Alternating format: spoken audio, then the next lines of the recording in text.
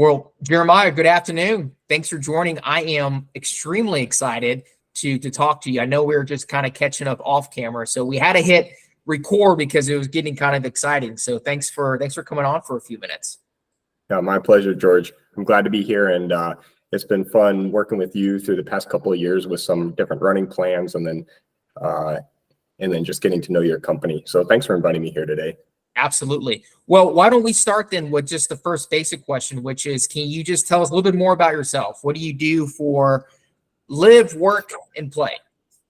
Absolutely. Well, I am a submarine officer in the U.S. Navy, and so I've been stationed various places around the world, mostly in the U.S., kind of out on the West Coast and then on the East Coast. And then after that, all the way out near the Philippines and Guam. I was stationed there 3 years. And then after that, after those 3 years were done, then I was sent on exchange as an exchange officer up to work with the Canadian Navy in Halifax, Nova Scotia. So for the past few years, I've been living in Nova Scotia in Halifax, and I have just been loving the area. The winter's a little long, a little cold, but the trails here, the running here, the area is just gorgeous, and it has been such an incredible opportunity. So I like to run. I like to run a lot, and it all kind of started back when I was younger. I was never real fast at the mile. I did cross country in high school. I rarely made the varsity team. I was kind of slow, but I still like to run. So then I went to school, and after school, I went on to grad school, and I'd kind of gotten out of running, and I had been surfing quite a bit more. I picked it up. I went to school out on the West Coast, or to grad school out on the West Coast, and picked up surfing. Well, my younger cousins got into high school and started doing cross country, and they were pretty fast. So I started feeling a little bit like, oh no, they're going to get faster than me unless I get back into this. So I started running. I really got back into it. But then, as I mentioned a little bit ago, I went to Guam. I was sent to Guam with the U.S. Navy, and I was on a submarine for most of the time there. I had very little time to run. And I kid you not, I would literally dream every time I was sleeping about running. And all I wanted to do was run. So I was like, all right, when I get off this submarine, I'm going to run. And so then when I got sent to Canada, I started running, and I just boosted up to my mileage week after week. And then I ran the Blue Nose Marathon up here, which is very hilly and very pretty marathon. And then I did it again, and then I improved my time by like 20 minutes between the two marathons, so I felt really good about it. There's a lot of trails, as I mentioned, up here, so I was like, let me do this trail. So a bunch of my friends up here were doing trail running, so I started going out and running with them. And next thing you know, I was out running a 55K, and then most recently an 87K. And so it just kind of went from there, and never really looked back. I really love running. It clears my mind. It feels awesome just being out in the woods, just running with nature. And then, and I really love running if there's a bad storm, a blizzard, any of the above. I love that. I love going out and just challenging nature, because when I get back, then I'm like, wow, everyone else is inside being like, don't go out, it's dangerous out there. Meanwhile, I'm out there just running through the blizzard. I have to be a little careful so I don't get lost. But I'm smart. I'd be really smart about it. Excuse me. That's about all about me. Go ahead. No, what a story. That's really interesting. The submarine part is particularly interesting. So when you're on the submarine, can you run at all? Like, is there, what does it look like? Are you like, I guess you can't, right? Because you're in the middle of the water someplace. But are there like treadmills? Like, well, that's really, I just never thought about that. So some submarines are larger than others. The submarine I was on was one of the U.S.'s old fast attack submarines, which was not built around any kind of comfort or any kind of like crew kind of quality of life. It was totally built for its mission, which means that there's very little workout equipment on board. There was a treadmill, which constantly broke. And when I would use it, when I got the time to use it, there's this big air conditioning duct that came down, about halfway down the treadmill. So I could either stand up straight and run behind the air duct, or I could crouch over and run right underneath it. And so neither one was a real good solution. But the biggest problem to trying to be able to use that treadmill on board when it was working was the time, because the way the schedule was structured, we would be on watch for 8 hours and then off watch for 8 hours. And we call that off going. And then the next 8 hours, we'd be oncoming. So if you add that up, 8, 16, 24, that's a 24-hour day, then you repeat. So you do your watch, you stand watch for 8 hours. And what that means is for 8 hours, you're operating the submarine. And then the following 8 hours, you're doing all your off watch duties. So if you have any programs you're running or any machinery, if you're part of the crew where you've got machinery that you need to do maintenance on, you may do that. You may have other stuff, you may have training. There's all sorts of stuff that fills up that 8 hours. So then it leaves the final 8 hours kind of to shower, to PT, to sleep, and to then do any other kind of personal admin if you're behind. So I was almost always behind. There's always more work than there was time. So when I wanted to run, I really just had to say, I'm just not doing any of this other work. I got to go run. But that led to a lot of people's consternation because they'd be like, yo, you've got more work. Get off the treadmill, go work. So it was kind of one of these, there wasn't time to run. And if I really wanted to run, I just had to drop everything and be like, I'm going running right now. And yeah, well, good for you then, because now you're on land, and so you're able to get some runs in, which is exciting. You had a lot of pent up demand. What made you decide to go from? It seems like you kind of just jumped right into running a marathon. What made you decide? You know what? I'm going to run a marathon as a race. That is a really good question. So I actually did work up.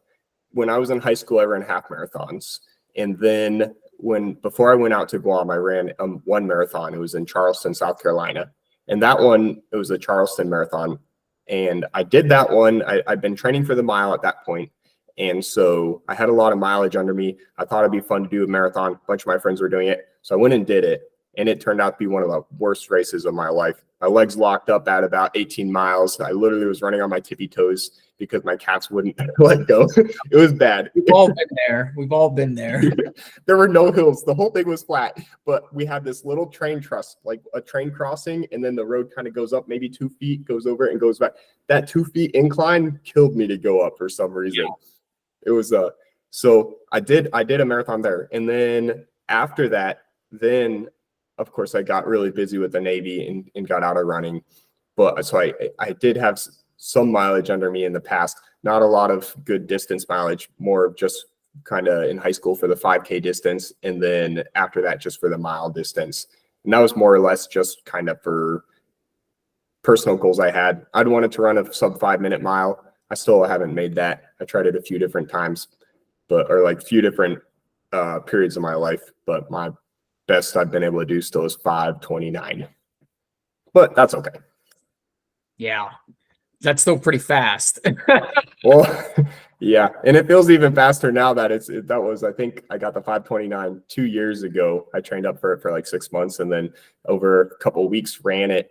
And I ran a 5:29 and then a 5:30 and then a 5:29. And I'm like, okay, I think that's actually my time. I don't think it's a fluke. So, and then I was like, all right, done with that. Now I've got to do marathon training, which is I enjoyed a lot more. It's slower pace, so I don't get injured quite as easily, it feels like, and I get to see it. I just enjoy it a lot more. And of course, on trail, it's even slower. So, but I get to see more, and I like it a lot more.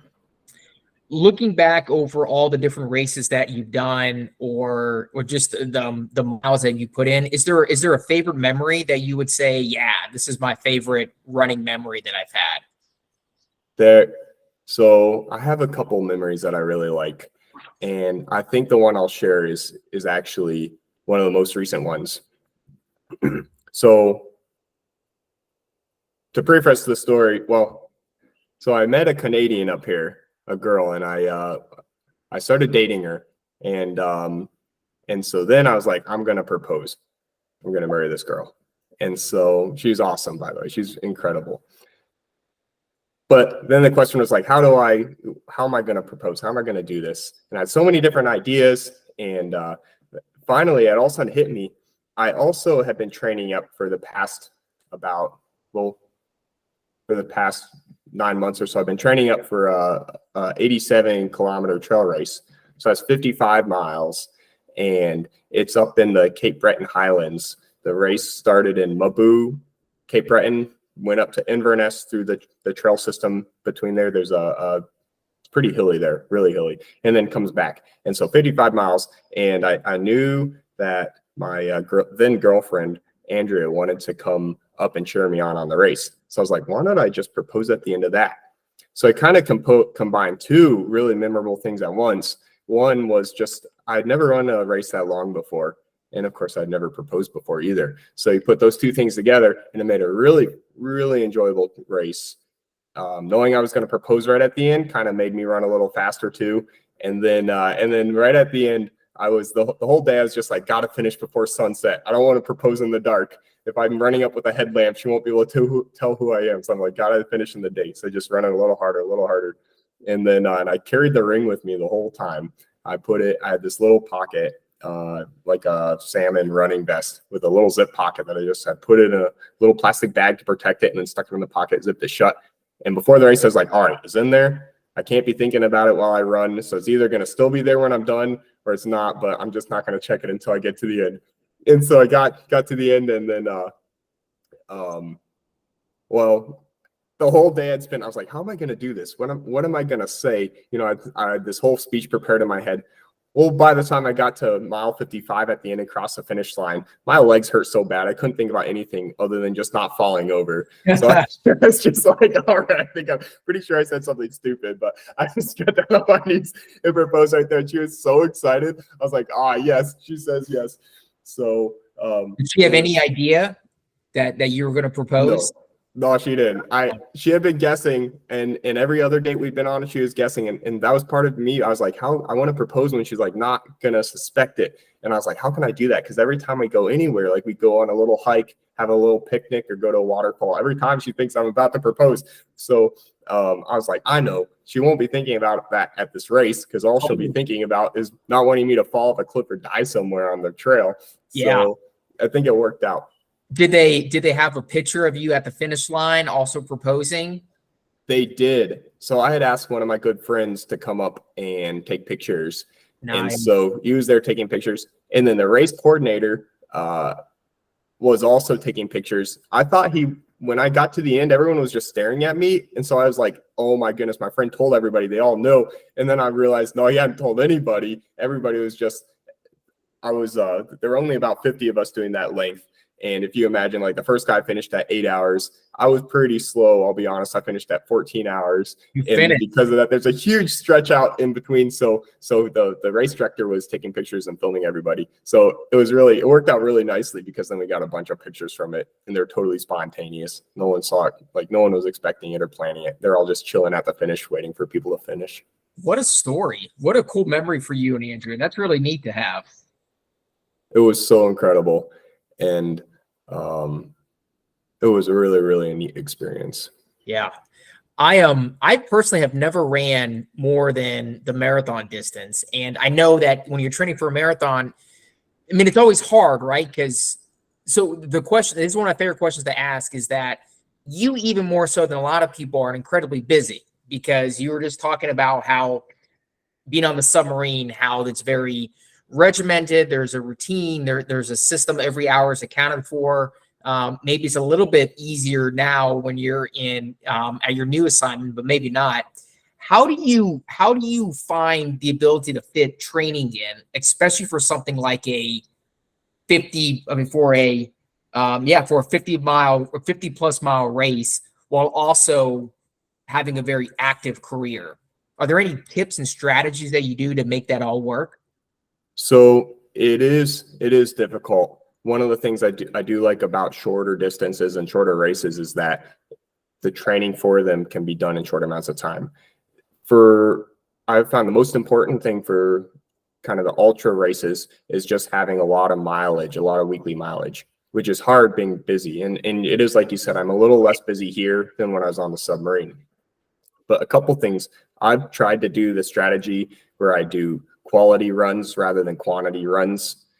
And so rather than try to do so much mileage that I'm really resistant to any kind of injury, when I do run, I try to make them be really good runs. I try to run them like I'm going to actually run my race, as far as what I wear, what nutrition plans I use. I've found one of my biggest tricks, or one of the biggest holdups for me on the long distance runs, they're slow enough that my body can do okay. But the trick is keeping my stomach from shutting down. If my stomach stops processing, then it's game over. In a marathon, my experience has been my stomach does kind of stop at about mile 23 or something, and then it's or 22, 21, somewhere in there. And so the last little bit, you know, I'm kind of hitting that 2-hour point. All the I believe it's the glycogen in my muscles are really getting depleted, and it's basically I'm hitting the empty gauge, and that's like the normal wall in a marathon. But then it's just a few more miles to push through and you're done. On a longer race, there's no comeback. If I get to that point on a longer race, then it's game over. So it's really for me about keeping all my systems running, keeping my stomach processing, keeping my kidneys going, keeping everything going throughout the race. So the way I try to do that is then I practice like I'm actually going to race. So I do the nutrition during my runs. Even if they're shorter runs, I'll still do the nutrition just so my stomach practices putting stuff through it. And I don't really have any great tips other than go slower. So that's my only tip. If I'm feeling it, I just go slower. And of course I don't like to walk on runs, but if you do the math, a 55-mile race at 14 hours is an incredibly slow run, or a bunch of stops, or there's walking in there. In my case, it was I walked some of the hills. Well, the hills, point, right? My knee, something happened. There was no fatigue injury or anything that I had felt building up throughout training, but for my right knee, I started feeling kind of in the outer back portion of it. It just started this sharp pain on down hills, and I'd never felt that before. And so I just backed off, slowed down, and I was like, you know what? I'm going to finish this race, and I want to finish it in the light, but I'm not going to damage my knee in a way that's not going to let me to run again or something, you know, that. It's no races worth not being able to run in the future. I love running so much that if a race is, you know, if I end up having to blow up a race and slow down and just say, all right, forget any goals or anything, or even not finish, I'd rather do that than push through it and then not be able to run in the future. How long was your longest long run when you're preparing for that last trail race? My longest long run was just shy of a marathon. It was 40 kilometers. And the way so one thing with practicing like I was going to run it, again, realizing that I was trying to focus on quality runs rather than quantity runs, and training like I was actually going to race. When I raced it, I wanted to do a 3K run followed by a 1K walk. And I wanted that to be my routine, my rotation back and forth. And so when I was on some of my longer runs, I actually practiced that, varying not exactly 3-1, but sometimes 4-1, 5-1, depending on how I was feeling. But I definitely practiced the run and then walk until my muscles cool off, and then run again. And at first, that was really hard to train with, because every time I stopped running, my muscles are like, oh, time, you're done running. So when I get to the next run section, it would hurt. Like my muscles would be in recovery mode. They wouldn't want to go back to run. But after I did that for a few weeks, my body got used to that kind of tempo where I'd run and then walk to really cool off. I could eat and drink quite a bit during that time and then run again. And my body got used to that kind of cycle. And that obviously made the training take a lot longer. So that's why I had to be smart about what I did when. And if I when I do the next one, I'll have a better idea even. And this being my first one is kind of like, okay, so I did the long run of 40K, but I didn't really know what my body was going to feel like at 60K or 70K, because I just hadn't trained that far out, or 80K. You know, when do my legs give out at 85K? And I just didn't know. There's a lot of uncertainty there. It's sort of like now you know what it's like to go that distance, and so it feels like it's always easier the second time around because you have a sense for what it's like and you can push things a little bit more. But just having that experience where you finished I think it's less than 1% of the population will ever run a marathon. It's got to be even less, a fraction of that would ever do anything beyond the marathon distance. So that's even less. Yeah. But the people and the community is amazing. Like, it's incredible. When I go out there and run, the people are just normal people and of all ages. For instance, there was this lady that came up running next to me during the 87K, and she was doing the same distance. And I found out that, she was a lot older than me. Like, she's older than my parents, but she's out there running and she's so fun to talk with. And so I ran with her for like an hour, and then finally, like, she just starts going off up ahead of me. And I get to the end and she finished like 30 minutes before me. And I'm just like, wow, like that's incredible. It's so encouraging because I'm here I am just like, I can do this and I can keep doing this even when I'm really old. And here's proof. Here's a lady who's doing the exact same thing. Yeah. I mean, I love it, right? Because these are the cool stories. And I mean, this is a huge win for you personally to be able to do something like that. And that's just as exciting as, watching Kipchoge try to win the Berlin Marathon again. Exactly. Jeremiah, do you have any thoughts on nutrition? That's a topic that I'm always curious about. How do you think about, you talked a lot about your nutrition during races. Do you have any thoughts on what do you do outside of races? Like, are you into meal planning? How do you think about your eating to fuel for events, especially as you moved up from a marathoner to an ultra marathoner? So I've read quite a few books on running and sports nutrition, and one of my favorites was by, I believe his name's Rick Roll, which sounds, I believe it's Rick Roll. That sounds right. Yeah. And so he talks a lot about unprocessed food and really just like a lot of vegetables, a lot of fruits, a lot of grains. And I didn't really follow his book to a T or anything, but I did find, for me, the more fruits and veggies I eat, the faster I can recover from a run. Okay. The trick comes in being able to get enough calories, because if all I'm eating is veggies, there's a lot of water in there, a lot of fiber, and a lot of minerals and vitamins, but sometimes not that many calories. So I also have a lot of rice or pasta. But I actually went through a phase, I tried to be plant only. And by plant only, I mean I tried to do I just didn't eat any meat. So I'd have eggs, I'd have other things. There's no specific diet that I was doing. I decided I was not going to eat any meat. And I did that for several months. And then I had my submarine physicals, and they're like, yo, your iron's low and your hemoglobin's low. They're like something, and not that low, just like on the ledge. And it's like, uh-oh. And so then I was like, all right. So I started eating meat again. But since then, I've just eaten less meat than I used to. But I love beets. I really love beets. I love carrots. So I eat a ton of those. And then I've also found I like soups where I've just put tons of mushrooms and onions in them, and just anything kind of like that.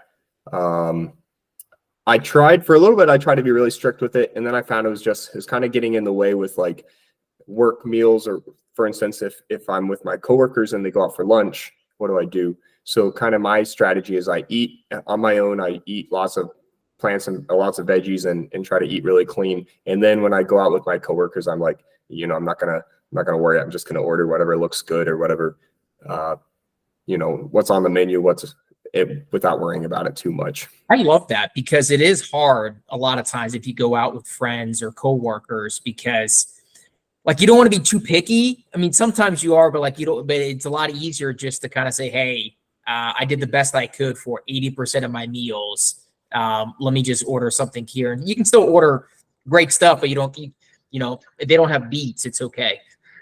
Yeah, exactly. And that's exactly the strategy I've taken, where I don't worry about it with them. I don't want my whole life to be dictated by some meal regimen. Right. I'd rather control it loosely, but then not worry about it. Another thing I had, you got to eat off pace.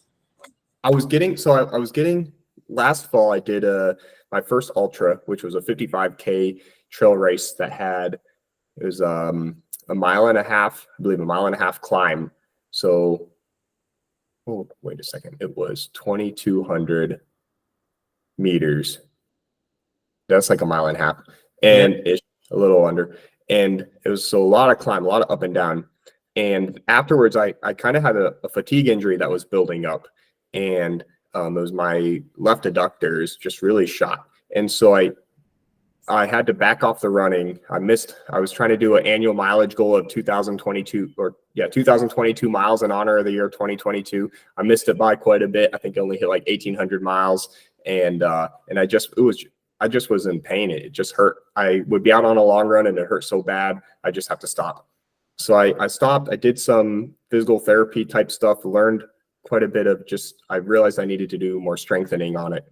But I also found out, or I kind of found out just through trial and error, I don't think I was getting enough protein, because when I started boosting my protein through eating a bit more meat and having protein powder, my body seemed to heal better and stuff just got better. So I kind of felt like maybe I was shirking and not giving myself enough protein to really help my body heal when kind of the muscle damage and tendon damage that it got. And but of course, that takes me from having less meat back to having more meat. So I don't know what the answer is, other than I've just tried to eat more fruits and veggies and lots of fiber so that my system keeps moving. And then it seemed to work out nicely. Yeah. What I think is great about that is everybody's different, and you kind of have to find your own balance and what works for you. And it looks like you're really open to experimenting, whether it be experimenting with training plans and quantity and quality and different distances, but also with your food, because you're always kind of tweaking.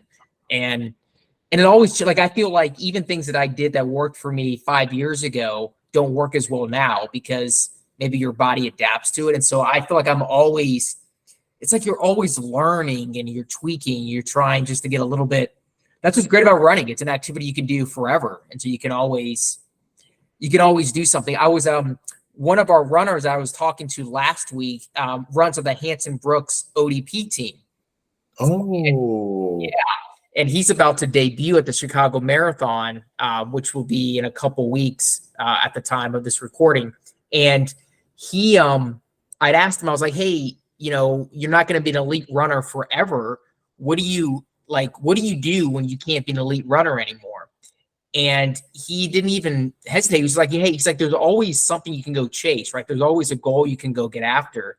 And that's what's great about running, is that even when he's not running on the elite team, he can still chase age records or mileage goals or whatever it is. And you're always learning and experimenting. And it's just, you always have something you can go chase. And I was like, that's really neat.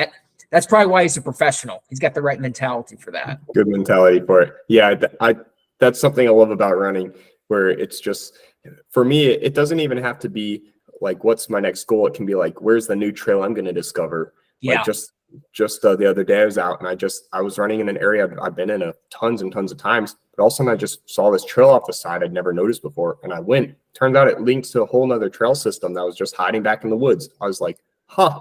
And so, that's one of the biggest things I love, just exploring, and explore. And just, there's beautiful stuff all over to see. And it's just amazing how beautiful nature is. And so running, I really just get to see way more. It's kind of like a hike, but I get to see more because I'm going faster.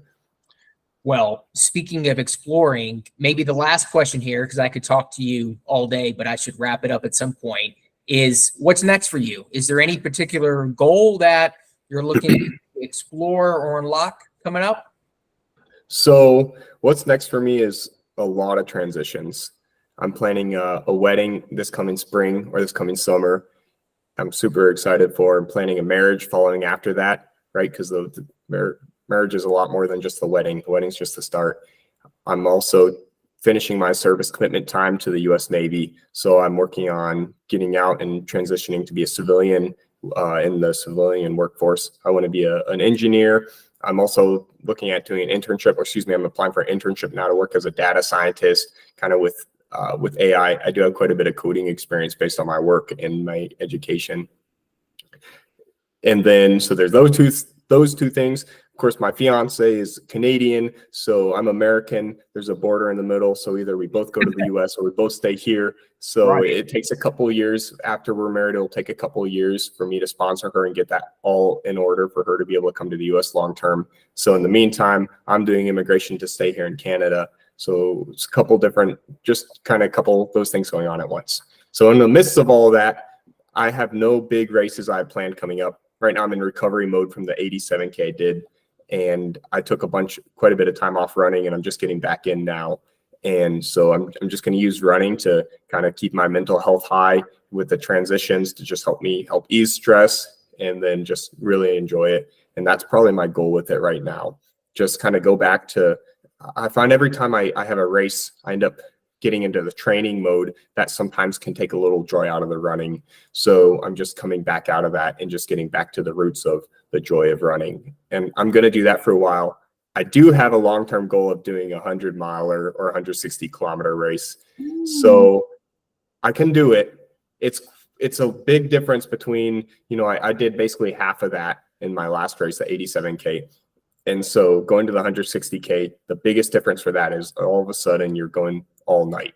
And running through the night is a totally different game than running in the day, especially all night. You know, it's one thing just to run when it gets dark with a headlamp on, but it's totally different to be running at 2 a.m., 3 a.m., 4 a.m., kind of that, and then watching sunrise. I've never experienced this, but I've heard that after you run for a whole day, your body clock kind of resets. And so it's like you've slept, even though you haven't slept, you've just been running. And so that I've got that goal coming up down the road. I don't have a date set for it yet, but that is one of my to-do items that I would like to do. My fiance really is supportive with me running. She doesn't like to run, but that works out nicely because now she can, you know, she'll come to the race to cheer me on. She'll be there to drive me home after it or do whatever I need when I'm hobbling around and hurting like crazy. Yeah. Wow.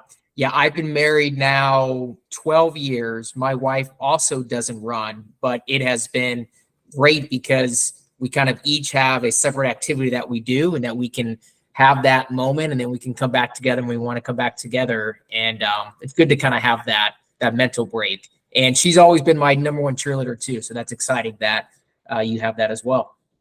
That's awesome. I feel exactly. I can relate to that exactly. She's definitely my biggest cheerleader, and I love her so much. Well, Jeremiah, awesome. This was a lot of fun.